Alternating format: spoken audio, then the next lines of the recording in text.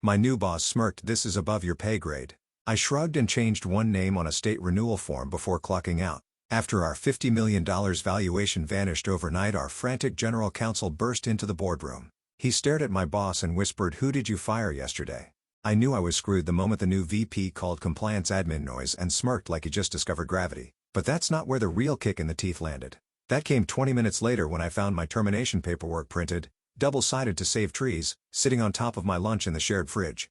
Tuna salad, still cold. Severance colder, that's me. Nina Collins, 44, divorced, twice. Senior Compliance Analyst at ABG Biosolutions. Or, I guess, former Senior Compliance Analyst. I'd been at that company for 9 years, long enough to see 3 CEOs, 2 corporate rebrands, and enough PowerPoint lies to drown a small village. My job wasn't glamorous, but it was crucial. You know, all that biotech innovation magic that gets investors drooling and regulators nodding? Yeah, it doesn't happen unless someone, quietly and without screwing it up, keeps all the licenses, filings, and state-level approvals running like clockwork. That was me, the ghost in the cubicle. No one noticed me until I left, and then they noticed everything. But before I dive into the mess, real quick, if you're one of those folks listening without subscribing, come on, hit that button. Throw us a like while you're at it. Keeps our little storytelling engine running and helps the crew sleep at night without whispering algorithm like a haunted prayer. Seriously, we appreciate it more than Trent appreciated decaf. Anyway, let me walk you through the kind of hell only a seasoned compliance gremlin like me can manage. Picture this, middle of Q2, ABG's flying high. We've got 3 compounds in phase 2 trials, fresh round of VC money being dangled like a carrot on fire, and the CEO's quoting our $50 million valuation like it's tattooed on his bicep. And in the middle of all this chaotic optimism, me, quietly renewing the California biologic manufacturing license before the June 30th deadline, like I have every year since 2016. I didn't ask for applause. I didn't even ask for a working printer. I just did my job. And Trent shows up. Trent Barker, VP of Strategic Growth Initiatives, which is corporate speak for lay people often make it sound like progress. He swaggered in fresh from some acquired startup, all tailored pants and enthusiasm. Drank triple-shot Americanos like they were holy water. Called stand-ups energy circles. Real peak tech bro nonsense. Within a week, he'd reorganized 3 departments, cut half of procurement, and replaced the diversity committee with culture captains. The man once used the phrase compliance theater in a Slack thread and actually added a popcorn emoji. The first time he looked at me, he blinked like I was part of the furniture. "Remind me again what you do?" he asked. On a Tuesday I remember only because the coffee machine broke and I nearly cried. State and federal filings, IP-related license renewals, clinical compliance audits. Everything that touches regulatory risk. He nodded like he just heard someone say blah blah clipboard blah. By Thursday he decided my position was legacy overhead. No warning, no exit interview. Just a meeting invite titled Alignment Chat and a cold-faced HR rep clutching a sad little envelope with my name misspelled. I was out by noon. No one cried. No one even looked up. I wasn't even angry. Not at first. More dazed, like someone had hit me with a pillow full of bricks. I packed my things, 2 plants, a stress ball shaped like a pancreas, and a sticky note that said, "Don't forget to file Idaho by Friday." I guess I don't have to now, but here's the thing. Before I left, I did one last thing. Not revenge. Not sabotage. Just precision. I opened up the California Renewal. It was due in 6 days. The authorized licensing agent line still had my name, Nina Collins. Typed in Black Ariel. I clicked. Deleted. Typed in Trent Barker. Didn't forge anything. Didn't hide it. Sent the form. Saved the confirmation. Logged out. Compliance is about accuracy. And technically he was now the acting VP. So technically he should be the agent of record. Right? No malice. No drama. I dropped my badge off with reception. Walked past the big poster that said Innovate Fearlessly. Stepped into the June fog. And that's when the real storm began. Trent Barker made his grand entrance like a TED Talk cosplayer who'd snorted one too many productivity podcasts. First day on the job, he showed up in a Range Rover with plates that said wearing shoes so polished I could see my 9 years of underpaid loyalty reflected in the toe caps. He breezed through the front lobby like he owned the air and fist bumped the janitor on the way in. Not out of respect, just to prove he was one of the team. By 9:30, he'd already changed the Monday calendar. Invite from Weekly Sync to ABG Huddle, complete with emoji. By 10 o'clock, he was holding court in the all-hands like he was launching a crypto startup instead of taking over operations at a biotech firm with 3 FDA audits in the pipeline. "Let's kill legacy thinking," he said, sipping oat milk like it was bourbon. "Let's be lean, mean, and regulatory. Clean, but make no mistake, compliance is important. It's just a necessary drag, like flossing. Nobody likes it, but you gotta do it, right?" Laughter, nervous from the newer folks. The older employees glanced at each other, wondering which team he'd got first. I just stood in the back, arms crossed, already knowing the answer. He didn't call on me during the meeting, didn't mention compliance by name, but the way his eyes skated past mine like I was part of the exit signage told me everything. At 11:47 a.m., my Outlook pinged with a calendar invite. Chat with Trent 15 minutes. No subject, no body, no smiley face. Just the scent of incoming layoffs masked with eucalyptus oil from the HR diffuser. I walked into his new office, glass walls, Herman Miller chair, some absurd standing desk treadmill hybrid already humming under his loafers. He gestured to the chair like a game show host who'd just spun the wheel of misfortune. Nina, Nina, Nina, he said like we were old friends instead of two people who'd exchanged exactly 0 words before this week. Listen, first off, thank you, seriously. I looked over your file. 9 years, right? That's commitment. I nodded silent. That said, he leaned back, laced his fingers behind his head like he was about to tell me I'd won a cruise. We're restructuring. Compliance is being rolled into legal. We're going lean. It's nothing personal, just overhead. Looked at him. Just looked. I didn't blink. My heart didn't race. My throat didn't close. I said, understood.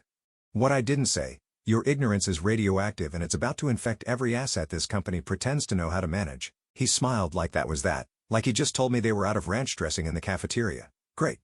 HR has the exit package. I'm sure someone will send you the Slack goodbye thread. I stood, and my knuckles turned white. White from gripping the arms of the chair so hard I could feel the shape of the screw beneath the upholstery. White because I wasn't going to let this pipsqueak see me shake. White because this man, this latte-swilling, startup-worshipping MBA mannequin, just decapitated the one person holding the company's regulatory head above water. I stepped out without a word, walked straight past the ping-pong table someone apparently thought would boost morale, made a sharp right into HR. They were waiting. Of course they were.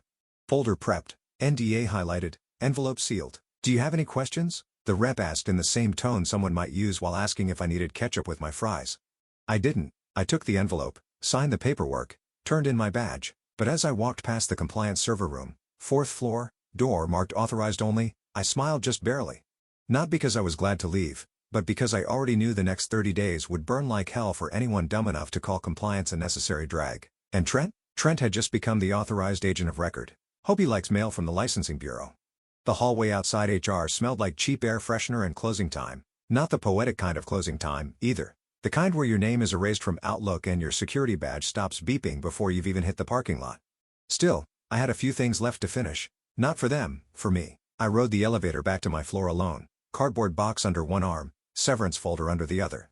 No one looked up from their screens. No goodbyes, no cupcakes, just the soft, sterile hum of people pretending they hadn't heard what happened. Back at my desk, still mine for maybe 20 minutes, I sat down and opened my compliance queue. 57 open tasks. Regulatory filings, license renewals, jurisdictional updates, stuff nobody noticed unless it went wrong, which it was about to. I wasn't planning revenge. I wasn't angry, not in the fireworks sense. What I felt was colder than that, precise, like the snap of a rubber band being stretched too long. I cleaned up the queue, closed out the little ones, flagged the international renewals for review, transferred my open audits to a shared drive Trent wouldn't know how to access even if someone hand-fed him the URL. I even left instructions on who to contact at the EPA for questions about reagent handling. I'm not a monster, but then I reached it. California Biologic License, #CB 4097, annual renewal due June 30th. And there it was, like it had always been. Authorized licensing agent, Nina Collins my name, my signature, my regulatory bloodline. I clicked edit, deleted the name, typed in Trent Barker. I didn't forge it, didn't fake a thing. I didn't touch the verification letter he was supposed to submit. I didn't upload any supporting documents because I couldn't. That's his job now. He's the agent after all. I hit save. The system pinged back a success notice. No errors, no flags. I attached it to the internal tracking log with the note, updated per org change, awaiting re-verification by new agent. That's it. The form was still legally accurate, it just wasn't complete anymore. Because Trent Barker, VP of Strategic Growth Initiatives, had no clue that being the authorized agent meant you had to send in wet tink notarized documentation to 6 different agencies within 7 days, or the license evaporated like steam off a hot sidewalk. I logged out, deleted my Chrome history, ejected my encrypted USB. I stood up and took one last look around the space where I'd poured nearly a decade of my life. The framed Dilbert comic someone pinned to the break room door. The window I used to stare out during conference calls where people talked in circles. The beat-up label maker I used to tag files that no one ever read but absolutely needed to exist. Then I picked up my box, walked down the hall, and dropped my badge off with Marcy at reception.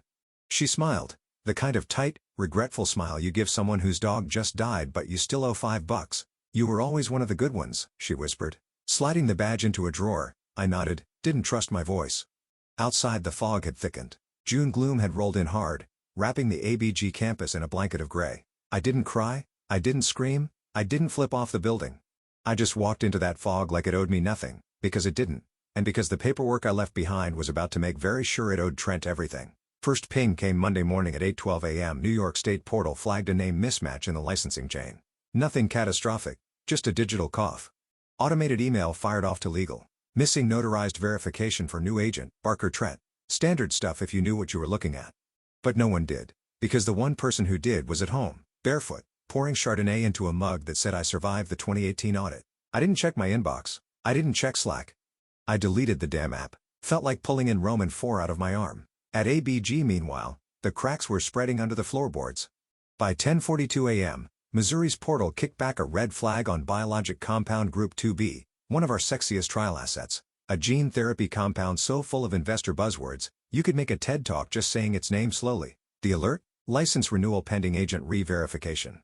Translation? We can't let you keep working on this compound until you tell us who the hell this new guy is and why he hasn't submitted squat. That same afternoon, Clinical Ops received a soft freeze notice from MedStat Clinical Partners, one of our biggest third-party trial firms. They flagged regulatory inconsistency in agent documentation and paused enrollment on 2 active trials.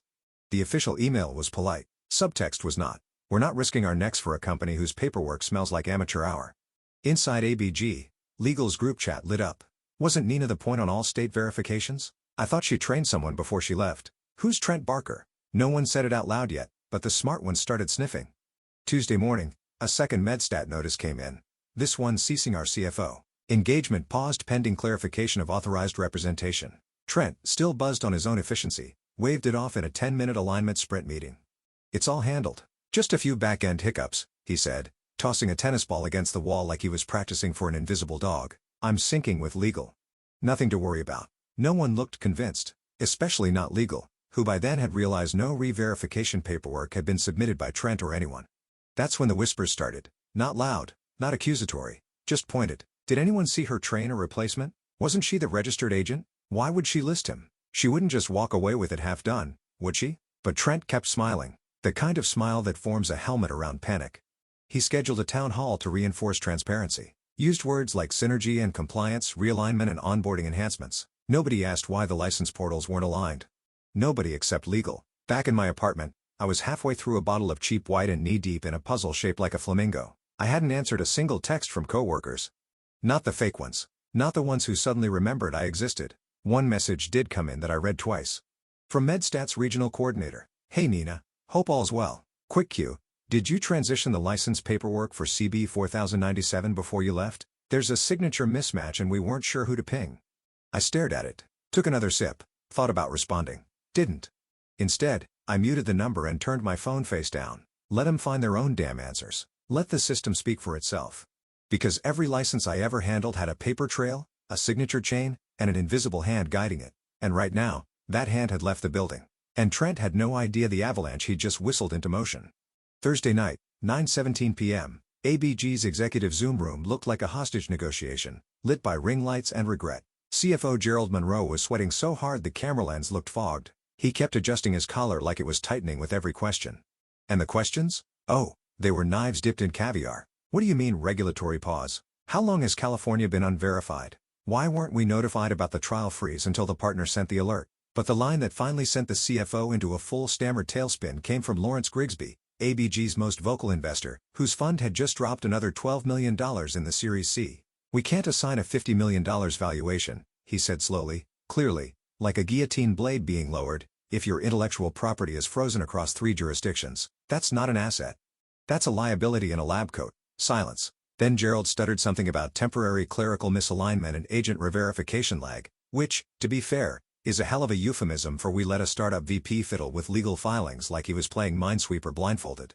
The general counsel, Max Patel, the only guy in the room with less ego than anxiety, was already 3 steps ahead. While the CFO tap danced, Max shared his screen.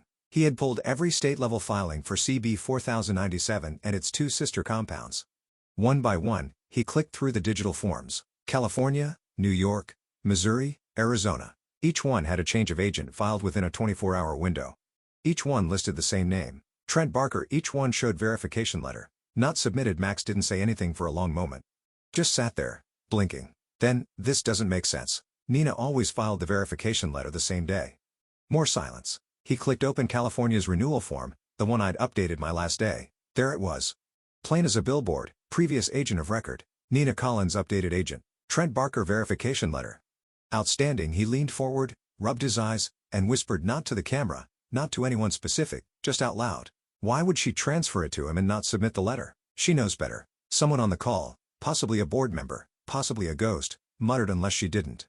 Max's head snapped up. Unless she didn't what? Gerald asked. Unless she didn't submit it because she wasn't supposed to. The words hung there, ugly, heavy. Now it wasn't just about paperwork, it was about control. Because in biotech, the IP isn't just test tubes and trial data, it's licensure. You lose the license, you lose the trial. You lose the trial, you lose the value. You lose the value, you're just another lab with pretty branding and no runway. Max opened Slack, searched, Trent Barker plus license transition. Nothing, no notes, no tasks, no assignments. He searched email, same result. Then he pinged HR, asked for the termination file for Nina Collins, time of departure. Last day of access, he read it twice. Her last login was the same hour the renewal was submitted, he said aloud. Gerald blinked. You think she left it that way on purpose? Max didn't answer right away. Instead, he opened the California licensing portal one more time, scrolled down to the submission metadata, and there it was, digital signature. Form submitted by Nina Collins, edited agent, Trent Barker. Notes, org leadership transition per VP Barker, awaiting new agent documentation. Max exhaled slowly. She did what she was supposed to, he said. She transferred the responsibility. Accurately, legally. But Gerald whispered, eyes widening. He never finished the reauthorization process. Max nodded once. Which means we've got 4 frozen compounds, 2 halted trials, and a VP of Strategic Growth Initiatives, who just broke the chain of custody on our most valuable licenses. In the Zoom silence, someone's dog barked. Max turned off his camera, and opened a blank Word doc. Subject line, urgent, regulatory chain compromised, immediate review required, because now, the legal dominoes were tipping. And Trent was about to find out just how fast evaluation can vanish when a form is filled out correctly, and ignored. Friday morning, 6:38 a.m. 3 new emails, all flagged high priority in the general counsel's inbox. Subject lines read like smoke alarms in a burning house. Missouri licensing. Rejected Arizona Regulatory Office. Urgent agent verification incomplete Massachusetts Health Board. Licensing review paused. Each message followed the same formula. Slightly different fonts, slightly different seals, all carrying the same gut punch of bureaucratic dread. Your submitted renewal for biologic compound license #redacted is incomplete. Verification letter for listed agent Trent Barker remains unreceived. Deadline missed. License is now in administrative suspension pending review. By 7:12, Max Patel, our GC, was on his second espresso, pacing the length of his office like it was a courtroom. His paralegal sat silently with a yellow legal pad, while Max dictated names, dates, and digital signatures like a man digging his own shallow grave, but determined to make it neat. He pulled up a spreadsheet, compliance chain active licensing by state. 28 states, 17 still processing, 9 now frozen, 2 more at risk, and at the heart of every rejected filing, authorized licensing agent. Trent Barker. The name burned like acid every time it showed up in a drop-down. Max finally called our outside regulatory consultant, Grace Yoon, a woman who'd survived 5 FDA raids, 3 whistleblower cases, and a divorce from a USDA inspector. Grace didn't do small talk. She answered the phone mid-sip. Tell me why I've got 3 different state regulators asking if ABG hired a new compliance firm and forgot to mention it. Max exhaled. We didn't. We had a transition. Our senior analyst was let go and the new VP, Trent Barker, was assigned as agent on the renewals. Long pause. Assigned by who? Nina, before she left. And Trent submitted the verification docs? No. Another pause. This one longer. Jesus Christ, Max, I know. Grace's voice dropped. You don't just name someone as a licensing agent and call it a day. There's a chain, there's authorization, there's re-verification. State compliance doesn't give a damn about your org chart. They care about signatures, notarization, and knowing exactly who's holding the legal liability bag if something goes wrong. I know, Max said again. Quieter. Do you understand what happens if this cascades? You've got pending trials, IP valuations, shared compounds between jurisdictions. If one state revokes, the feds can open a chain investigation. Your whole licensing loop is one thread away from unraveling. Max rubbed his face. We're already unraveling. Regulatory alerts continued pinging legal like hail on a tin roof. Finance started asking questions no one had answers to. Clinical ops went dark, holding their breath. And in the middle of it all, Trent, sweet, oblivious Trent, sent an all-staff message about exciting team-building opportunities at next week's offsite. Max didn't respond. He was already crafting a different message, one for the board. Subject line, immediate regulatory breach IP at risk, but before he hit send, he opened the California Renewal again. The form Nina had submitted. There. In plain digital ink, previous agent. Nina Collins updated agent. Trent Barker verification. Outstanding reason for change. Organizational leadership transition per VP Barker. That last line hit him like a kick to the ribs. Nina had followed protocol. She hadn't sabotaged a thing. She didn't destroy the chain, she passed it off just like she was supposed to. And Trent? Trent hadn't followed through. Hadn't read the onboarding. Hadn't lifted a finger to verify his role. Because in his mind, compliance was background noise. Now, the entire orchestra was off-key, and the building was on fire. Max opened a group chat. Just 3 names, the CEO, the coup, and himself. He typed, "We need to talk." Then he picked up his office phone and made the call he didn't want to make. Get Nina back, quietly, immediately, and pray she still answers. The LinkedIn ping came while I was watering my aloe plant and pretending the silence in my apartment wasn't suffocating. Max Patel's assistant. Hi Nina, hope you're well. Would you be open to a brief conversation sometime this week? GC's request. Just to talk.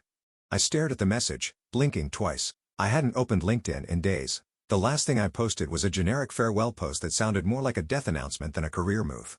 After 9 wonderful years, I'm off to explore new adventures. Q3 likes and 1 unsolicited MLM invite. And now here they were. Just to talk. I didn't reply. 10 hours later, the email arrived in my personal inbox.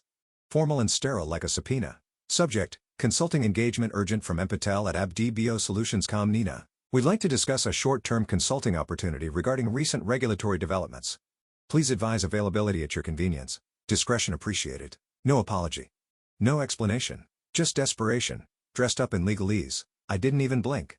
I chose the cafe 2 blocks from City Hall, where I knew no one from ABG ever dared park. Too many meters, not enough valet. I wore a charcoal blazer over a black tee. No frills, the look of a woman with receipts. Max arrived looking like he'd slept in his office. His tie was loose. His briefcase had a frayed corner. The assistant trailed behind him, carrying a tablet and the kind of nervous energy you get when you're one meeting away from being someone's scapegoat. They sat. I didn't stand. No handshake. No pleasantries. Thanks for meeting, Max started, voice low. I pulled a single sheet of paper from my bag, slid it across the table. He blinked. What's this, my rate? He picked it up, read it. His jaw didn't drop, but his assistant's did. I heard her whisper, "Is this hourly?" "No," I said, sipping my coffee. "That's weekly. Minimum 4 weeks, non-negotiable. And I report directly to legal. Not Trent, not ops, not anyone who thinks Slack threads are documentation." Max nodded slowly, like he knew arguing would be pointless. "There's also equity," I added. His eyebrows lifted. "Equity, 3-year vesting. 0.5% equity grant. I want to be invested in cleaning up the mess I was let go in the middle of. And I want board-level access to the compliance reporting chain. No red tape. No gatekeeping," the assistant typed furiously. Max looked around the cafe like someone might be filming this. "We'll need to get that approved." "No," I said. "You'll need to agree to get it approved. There's a difference." We sat in silence for a beat. The clinking of cutlery and distant espresso hisses were the only soundtrack. Finally, he nodded again. "All right. And Trent? What about him? I want him out of compliance access. I don't care if he leads the office yoga circle. Don't want him within 3 folders of the license database." "I'll handle it." "Good." I folded my hands in my lap, not out of tension, out of calculation, letting silence do what noise couldn't. Max stared at me, then leaned back. "You didn't sabotage us, did you?" I met his eyes. "No, I did exactly what my job required." I submitted the form. I followed protocol. The new VP didn't. He didn't press it, just nodded again. 3 times in 5 minutes. Man was a bobblehead of corporate guilt. I stood. They stood. The meeting was over. No hugs, no warm wishes, just a formal nod and the unmistakable shift in power. They came to me, and I didn't have to raise my voice, threaten legal action, or cry in a stairwell. I just waited. And now, I was walking back into the building not with a badge, but with leverage, and the quiet kind of authority they never see coming until it's already behind the wheel. The boardroom smelled like panic sweat and lemon-scented wipes, the kind janitorial staff use when they're trying to erase a crime scene. Half the execs were glued to their phones, checking stock tickers that wouldn't stop bleeding. Others flipped through paper packets without reading a word, just hoping the rustle of pages sounded like productivity. At the head of the table, the CEO's chair was still empty. His flight back from Zurich had been delayed due to turbulence. Fitting. Trent sat near the window, tapping his pen like he was trying to Morse code a lifeline to someone, anyone, who still thought he was in control. Max Patel entered the room like a prosecutor about to drop the body. No coffee. No warm-up. Just a stack of folders in one hand and a manila envelope under his arm. His face said one thing enough. He didn't sit. He didn't clear his throat. Just slapped the top folder onto the table with a sound that made two people flinch. "Let's start with this," he said. California. Renewal for Biologic Compound CB 4097. Form submitted June 30th, 5:26 p.m. He opened the file and held it up. Authorized licensing agent, Trent Barker. He let the words settle like dust. Now here's the issue. This field used to say Nina Collins. Nina was our agent of record for all proprietary compounds. California, New York, Missouri, Massachusetts, the whole tree. She held the entire licensing structure together. Her filings, her credentials, her verification letters. All approved. All current. All maintained. Another folder slapped the table.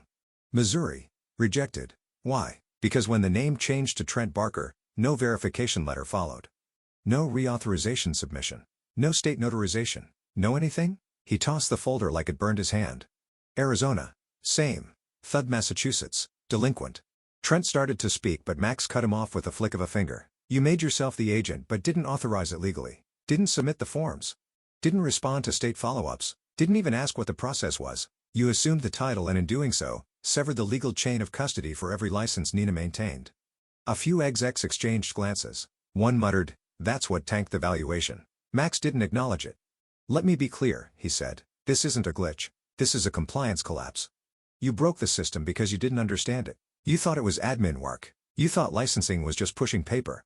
And now?" He turned the envelope in his hands. "Now MedStat's pulled out of 2 trials. Regulators are investigating chain of custody breaches in 3 states. Our projected Q3 pipeline has evaporated. And our IP? Technically it's in a state of limbo." Trent's voice cracked as he leaned forward. "Nobody told me I had to." "That's the point," Max snapped. "You were never supposed to. Nina wasn't just a compliance analyst. She was the license. Her authority was embedded in every state-level filing. Her name was the signature that made this company credible. You fired her without understanding what you were firing." Dead silence. The kind that only follows the realization that the iceberg has already hit. Trent looked around the room for support. Found none. One VP scribbled something in his notebook. Another adjusted his cufflinks like he wished he was anywhere else. Max remained standing, hand on the final folder like it was a detonator. "I have already initiated emergency outreach to all affected regulators," he said, voice steady now. "And I've engaged a consultant, Nina Collins, to begin the repair process." Trent blinked. "You brought her back." Max's jaw tightened. "She didn't want to come back," she was asked. "With terms I signed. Because unlike you I understand what happens when you pull a thread in a regulatory chain." He turned toward the conference room door. "CEO's landing in 30 minutes. I let him know where we stand." He walked out. No applause. Just the soft, collective sound of a boardroom, full of executives realizing they had bet the company on a man who thought agent of record was something you could become by accident. And outside that boardroom, Nina Collins was already logged into the portal, fixing what none of them understood, one form at a time. The CEO's face appeared in the center of the screen like a thundercloud with a Wi-Fi connection. Flight jacket still on, hair wind mussed, bags under his eyes from the overnight Zurich red-eye. He looked like a man who had just landed on a burning runway and didn't yet realize the terminal was also on fire. "Status update," he barked. "What's happening with MedStat?" Silence. Max, the general counsel, didn't blink.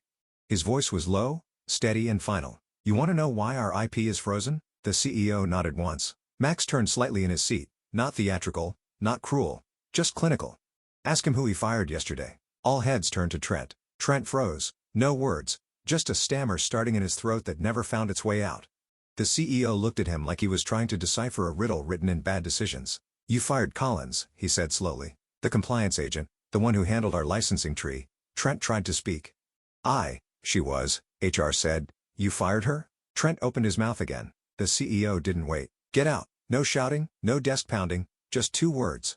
The kind of words that don't require elevation because they come with consequences built in. Trent stood, wobbled for half a second, then shuffled out of the conference room with his tablet still open, screen still glowing with a Slack message he'd never get to reply to. The door closed behind him. And with that, the rest of the call continued without panic, without chaos. Just clean up. By Monday morning, signage outside my new office had been installed. Nina Collins, Chief Compliance Officer, not a cubicle, not a hot desk, an office, glass-walled, soundproof, oversight access logged directly into the board's quarterly review. I didn't decorate, No candles, no inspirational posters. Just my laptop, my stack of restored files and a single sheet printout of a chain of custody map, now realigned. Max dropped by briefly. Nodded, didn't stay long. No one else stopped in. I preferred it that way. My final task that day took 20 seconds. I logged into the admin system, opened the Access dashboard and searched, Barker, Trent status, active. I clicked. Drop down, terminate access confirmation. Are you sure? I clicked, yes. A faint chime played like a toaster done cooking. And that was that. No revenge speech, no hallway confrontation, no dramatic slow clap, just restored order. I leaned back in my chair, fingers steepled, watching the cursor blink, and for the first time in a long time, I smiled. I didn't have to raise my voice. I just changed a name, the system did the rest. Big thanks for watching.